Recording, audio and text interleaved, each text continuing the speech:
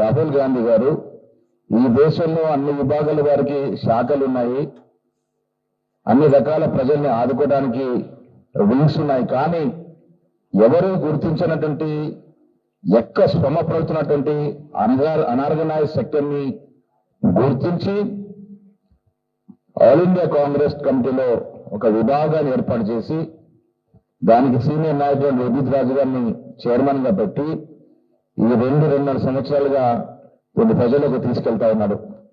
దాని కారణం ఏంటంటే కుసుమ్ చెప్పినట్టు ఐఎన్టీసీ ఉంది, కానీ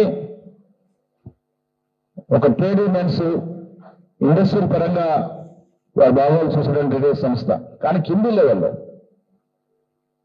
కామ్గార్ కర్మచారి లెవెల్లో కింది స్థాయిలో ఈ దేశంలో అందరికన్నా ఎక్కువ కష్టపడుతూ తక్కువ లాభం పొందుతున్నటువంటి సెక్టర్ ఏముందంటే అనారోగ్య సెక్టర్. అది ఏ రకమైన కార్మికులు కావచ్చు, బిల్డింగ్ కట్టే కార్మికులు కావచ్చు, కింది స్థాయిలో ఆటోలు రిక్షాలు నడుపుకునే కార్మికులు కావచ్చు. శ్రమ ఎక్కువ పడతారు, ఫలితం తక్కువ ఉంటుంది.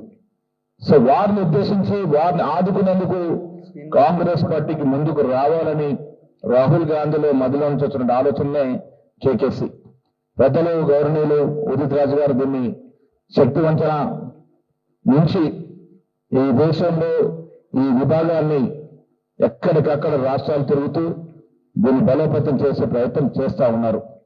వాస్తవం కూడా ఈ సెక్టర్ అనేది చాలా ఇంపార్టెంట్ సెక్టరు, అణగారిన సెక్టరు, ఆదరణకు నోచుకోని సెక్టర్. కాబట్టి దాన్ని పరిపూర్ణంగా ఆదుకోవాలని కాంగ్రెస్ పార్టీ ఏఐసిసి ఆలోచనలో భాగంగానే ఈ విభాగం ఏర్పడింది.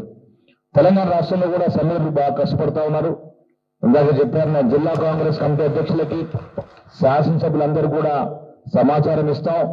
జిల్లాల వారిగా కూడా ఈ విభాగాలు ఏర్పాటు చేయండి, మీకు కావాల్సిన తోడ్పాటుని పిసిసి ఇస్తుందనే మాట కూడా ఈ సందర్భంగా మనవి చేస్తా ఉన్నాను.